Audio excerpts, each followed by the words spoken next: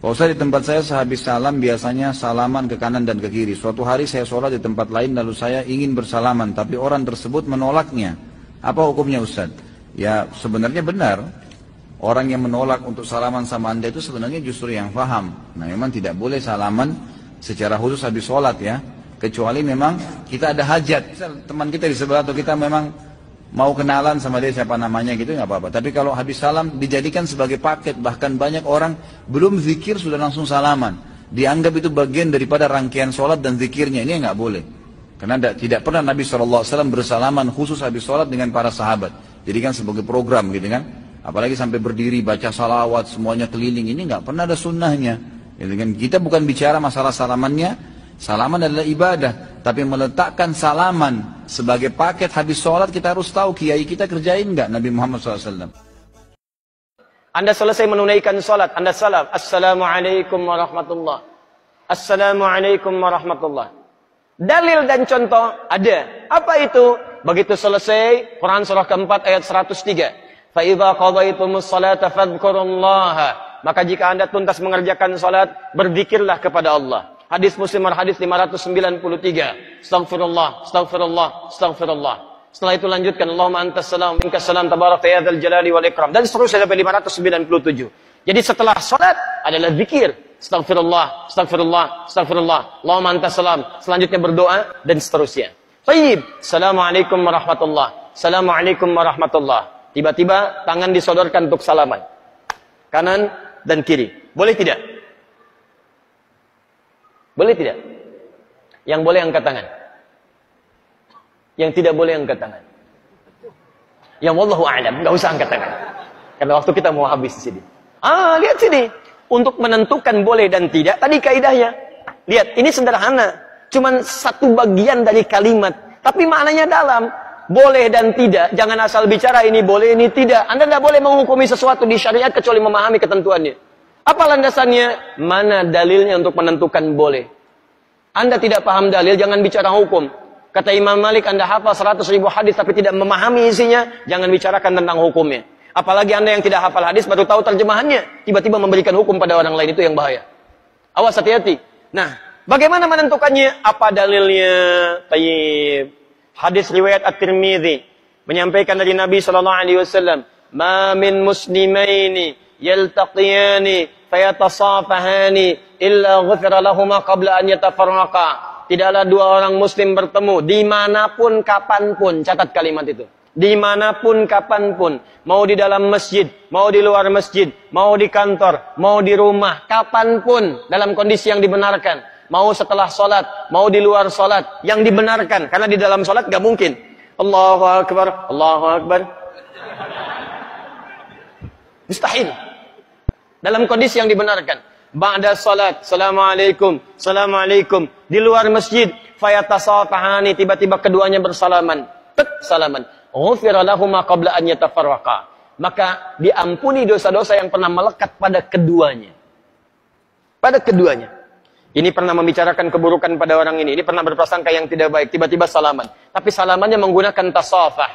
Dari kata safaha, sesuatu yang lapang hatinya. Jadi ketika bersalaman itu ada kelapangan dalam hati. Masya Allah, salaman. Maafkan Pak ya, kalau selama ini ada yang khilaf, saya juga sama. Jadi lapang suasana hati. Itu begitu belum lepas ini, digugurkan dosa-dosa yang pernah melekat di antara keduanya. Ingat kalimatnya itu tajam, bukan salaman biasa. Kalau cuman begini, satu nengok ke barat, satu ke timur, masyriq wal maghrib, nambah dosa. Apa kabar? Baik. Satu dosa, yang ini dosa. Jadi begitu Anda salaman, fayatasafahani, lapang hati, ghufira lahuma qabla an yatafarraqa, turun ampunan Allah pada keduanya sebelum dia berpisah. Begitu berpisah, sudah tidak membawa dosa di antara keduanya. Baik. Sekarang persoalannya, Assalamualaikum warahmatullah. Assalamualaikum warahmatullah. Tiba-tiba salaman. Tek kanan, tek kiri. Dalilnya ada yang tadi. Karena hadis tadi tidak membatasi. Mau ba'da salat, mau di luar masjid, mau jadi dari salat, yang penting salaman. Boleh tidak? Boleh kalau bicara dalil, itu boleh. Cuman persoalannya, contoh tidak ada. Kaidah mengatakan kalau tidak ada contoh, ya tidak ada masalah. Yang penting ada dalil. Karena patokannya dalil ada. Karena tidak setiap kesempatan Nabi mencontohkan itu. Dalilnya ada. Tapi kaidah mengatakan, kalau dalil plus contoh bertemu dalil tanpa contoh, maka dahulukan dalil plus contoh dan akhirkan dalil tanpa contoh. Paham? Di begitu assalamualaikum warahmatullah. Assalamualaikum warahmatullah, Anda zikir terlebih dahulu. Astagfirullah, astagfirullah, astagfirullah. Allahumma antas salam, minkas salam, tabarakta ya dzal jalali dan ikram. Selesai. Assalamualaikum akhi. Assalamualaikum akhi. Masya Allah. Taqabbalallahu minna wa minkum. Assalamualaikum. Makanya Nabi selesai salat, beliau bersalaman. Sahabat mengejarnya. Ada Anas mengejar Nabi, dan sebagian mengejar Nabi, salaman mengejar Nabi SAW. Hadisnya sahih, bahkan di Al-Bukhari. Paham ya? Jadi tidak ada masalah teman-teman sekalian, tapi kita paham fikih prioritas. Kecuali ada orang yang belum paham. Tiba-tiba Anda sedang berzikir, astagfirullah, astagfirullah. Tiba-tiba tangannya begini kepada Anda. Anda sedang berzikir, tangan sahabat Anda diulurkan kepada Anda seperti ini. Assalamualaikum.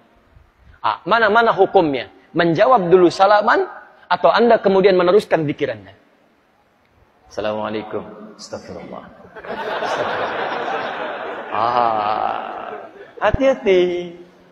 Setiap penghormatan pada seseorang, maka kaidahnya menjawab penghormatan itu wajib hukumnya, didahulukan. Dibandingkan meneruskan sunnah yang dilakukan.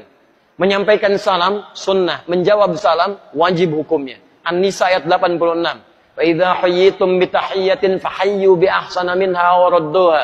Jika Anda diberikan penghormatan dalam bentuk salam kalimat, atau dalam bentuk ekspresi, atau dalam bentuk gestur, maka wajib Anda meresponnya dengan yang lebih baik daripadanya. Dengan kalimat Assalamualaikum, jawab dengan yang lebih baik. Waalaikumsalam warahmatullahi wabarakatuh. Assalamualaikum warahmatullahi wabarakatuh. Waalaikumsalam warahmatullahi wabarakatuh. Menyampaikan sunnah, menjawab wajib hukumnya. Maka dalam keadaan Anda berzikir, ada orang menyodorkan tangan, respon tangannya. Waalaikumsalam. Zikir, astagfirullah, astagfirullah. Merespon, please ada nilai dakwah di dalamnya. Paham ya? Assalamualaikum. Astagfirullah. Cari masalah Anda. Cari masalah. Gak direspon. Jenggot baru 3, gak ngerespon. Jadi ke jenggot lagi ya. Apa hubungan salaman dengan jenggot? Yang salaman tangan, yang disoal jenggot. Jadi sudahlah, ya hal-hal yang tidak penting lupakan aja gitu kan. Lupakan aja. Jadi makanya luaskan wawasan kita, pelajari dengan lebih baik dan tempatkan hukum sesuai dengan tempatnya. Sehingga setelah belajar, yang biasa salaman pun mengerti. Oh, rupanya zikir didahulukan. Habis zikir saya salaman. Maka dia tungguin habis zikir. Begitu mau salaman pulang. Ya, bisa itu kan? Mungkin besok salamannya. Bismillah. Enaknya. Jelas ya?